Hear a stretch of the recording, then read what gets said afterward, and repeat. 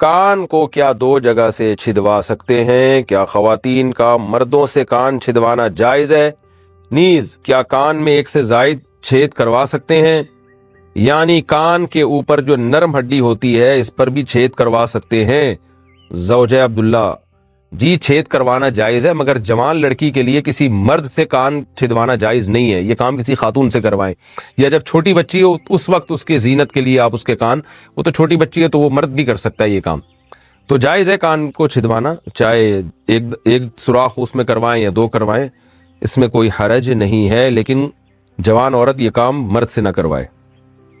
کیا خواتین کا ناک چھدوانا جائز ہے؟ اسلام میں ناک چھدوانے کے بارے میں کیا حکم ہے؟ جائز ہے یا ناجائز؟ کیا یہ اللہ کی تخلیق بدلنے کے زمرے میں نہیں آئے گا؟ نیز اگر کوئی اپنی آنکھ یا ہونٹ چھدوانا شروع کر دے جیسے کہ بعض مغربی ملکوں میں ہوتا ہے تو کیا وہ بھی جائز ہوگا؟ زینب کراچی سے: ناک اور کان چھدوانا جائز ہے، باقی ہونٹ اور یہ پھر یہ غلو ہے، یہ ناک کا تو حصہ بھی نرم ہوتا ہے اور یہ کان کا حصہ بھی نرم ہوتا ہے، اس میں تو کوئی تغییر خلق اللہ نہیں ہوتی، لیکن ہونٹوں کو شروع کر دیا یا اور باڈی کے، جیسے نبی صلی اللہ علیہ وسلم نے جسم گندوانے کو حرام قرار دیا ہے، یہ جو جسم میں جو ہے وہ سوراخ کر کے بھر دیتے ہیں اس کو، یہ بالکل حرام ہے، یہ بھی تغییر خلق اللہ میں داخل ہے۔ غسل کے وقت کان کی بالیاں اتارنا ضروری ہے کیا؟ ہے اس کی حالت میں کانوں میں جو بالیاں پہنی جاتی ہیں یا ناک میں پہنا جاتا ہے، کیا غسل کرتے وقت اس کو دھونا لازمی ہے؟ بنت عنایت ڈیرہ اسماعیل خان: جی ہاں، دھونا لازمی ہے، اگر ہلانے سے پانی اندر پہنچ جاتا ہے تو نکالنا ضروری نہیں ہے، اگر ہلائے بغیر یعنی وہ جو ناک میں ہے یا کان میں بالی ہے اس کو نکالے بغیر سوراخ میں پانی نہیں پہنچتا تو پھر اس کو دھونا لازم ہے، یعنی اس کو کھولنا اور پانی پہنچانا لازم ہے، وہمی نہ بنے، تھوڑا سا بھی یوں کریں تو پانی پہنچ جاتا ہے آرام سے، اس کو ہلا لیں اچھی طریقے سے، بالی کو، کانوں میں جو خواتین کے بالیاں ہوتی ہیں پانی کا چھینٹا ڈال کے نا اچھی طرح سے بالی کو ہلا لیا جائے اور پانی پھینکا جائے تو پانی پہنچ جاتا ہے۔ کیا خلا کے بعد نکاح ہو سکتا ہے؟ ایک خاتون انڈیا سے: میرا 1 مہینے پہلے خلا ہوا ہے، اب ہم دوبارہ نکاح کرنا چاہتے ہیں، البتہ خلا میں میری مرضی شامل نہیں تھی، ہماری فیملی کے مسائل کی وجہ سے یہ ہوا تھا، ہم دونوں نے اپنے منہ سے کچھ نہیں کہا تھا، صرف کاغذات پر دستخط کیے تھے، کیا یہ خلا ہو گیا تھا؟ جی ہاں ہو گیا تھا، اگر میاں نے دستخط کر دیے تھے تو اگر اس پہ 3 طلاقیں نہیں لکھی تھی، خلا کا لفظ لکھا ہوا تھا تو یہ 1 طلاق بائن ہے، آپ جب چاہیں دوبارہ نکاح نئے مہر کے ساتھ کر سکتے ہیں، آئندہ شوہر کو 2 طلاقوں کا اختیار ہوگا۔ کتے کا منہ لگ جائے تو جسم ناپاک ہو جائے گا؟ عابد صاحب آسٹریلیا سے: اگر کتے کا منہ یا زبان جسم یا کپڑے کے کسی حصے پہ لگ جائے تو کیا کریں؟ کیا اسے پاک کرانا ضروری ہوگا اور پاک کرنے کا کیا طریقہ ہوگا؟ دیکھیں، منہ لگنے سے ناپاک نہیں ہوتا، زبان لگ جائے گی یعنی تھوک لگ جائے گا نا کپڑوں پہ تو کپڑے ناپاک ہو جائیں گے، اور اس کا وہی طریقہ ہے جو عام ناپاکی کو دور کرنے کا طریقہ ہے، آپ پانی سے دھو لیں، اس کو 3 دفعہ دھو لیں، ویسے تو آج کل نلکوں سے تھوڑا سا رگڑ کے دھو لیں، بس پاک ہو جائے گا۔ کیا نامحرم کے سامنے کھاتے وقت نقاب ہٹا سکتے ہیں؟ میں 1 سال سے شرعی پردہ کر رہی ہوں، مجھے نامحرم کے سامنے پردہ کرتے ہوئے کھانا کھانا بہت مشکل لگتا ہے، مجھے کئی سارے لوگوں نے کہا ہے کہ آپ مجبوری کے وقت نقاب ہٹا سکتے ہیں، تو کیا کھانا کھاتے وقت میں نقاب ہٹا سکتی ہوں؟ نیز اور کن مواقع پہ نقاب ہٹانا جائز ہوگا؟ آپ کو نامحرم کے سامنے کھانا کھاتے ہوئے نقاب ہٹانا تو مشکل لگتا ہے، تو نامحرم کی غیر موجودگی میں کھانا کھانا کیوں مشکل لگ رہا ہے آپ کو؟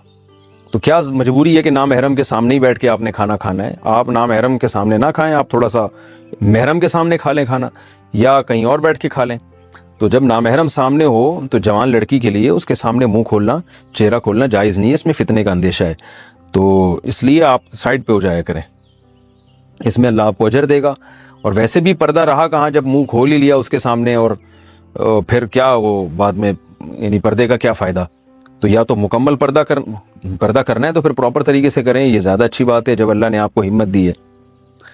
وراثت تقسیم ہونے سے پہلے باغ میں پھل لگانا، میرے دادا کا انتقال کچھ سال پہلے ہو گیا تھا، ان کی وراثت تقسیم نہیں ہوئی ہے، ہمارے گھر میں جوائنٹ فیملی کی طرح کیمپس گھر میں بنا ہوا ہے جس میں زمینیں اور باغ وغیرہ ہیں، اسے ہم سب بغیر کسی پابندی کے استعمال کرتے ہیں، اسی طرح ہم باغ میں پھل وغیرہ بھی لگاتے ہیں، اس کا کیا حکم ہوگا؟ عادل صاحب انڈیا سے: بہت غلط کر رہے ہیں آپ، دادا کی وراثت کو فوراً تقسیم کریں، تقسیم میں یہ نہیں کہ اس کے ٹکڑے کر دیں، بلکہ یہ جو ہے نا واضح کر دیں کہ اس وراثت میں کس کا کتنا حصہ ہے، اور سب کا کو پرسنٹیج پتہ چل جائے, اس حساب سے اس باغ کے جو پیداوار ہے اس کو تقسیم کیا کریں. تو یہ اس طرح مشترک طور پہ کھانا, اس میں بعض دفعہ حق تلفی ہو رہی ہوتی ہے, بہت سے لوگوں کی بہت سوں کی طیب خاطر نہیں ہوتی, دل کی خوشی نہیں ہوتی, تو یہ غلط کر رہے ہیں آپ. فوراً اس کو یہ طے کریں کہ کس کا کتنا حصہ ہے, پھر جو اپنا حصہ لینا چاہے اس کو اس کی قیمت دے دیں یا باغ کو تقسیم کریں, وہ پھر اگلا مرحلہ ہے. پہلی فرصت میں آپ کو یہ طے کرنا پڑے گا. بال لمبے اور گھنے کرنے کا نسخہ. میرے بال بہت زیادہ گر رہے ہیں, میں ہر قسم کا تیل استعمال کر چکی ہوں لیکن کوئی فائدہ نہیں ہوتا, اور اب تو جلد بھی نظر آنے لگی ہے. برائے مہربانی مجھے کوئی ایسا نسخہ بتائیں بال لمبے گھنے اور پیارے ہو جائیں.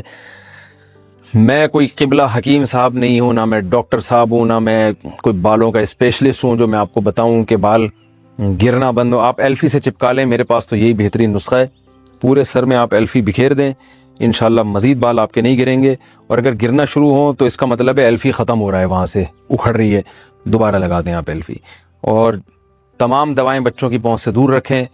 اور میں یہی کہہ سکتا ہوں جو میں نے ڈاکٹر نے سنا ہے, استعمال سے قبل بوتل کو اچھی طرح ہلا لیں, پھر بھی آرام نہ آئے تو قریبی معالج سے رجوع کریں. غسل میں کلی اور ناک میں پانی ڈالنے کا حکم.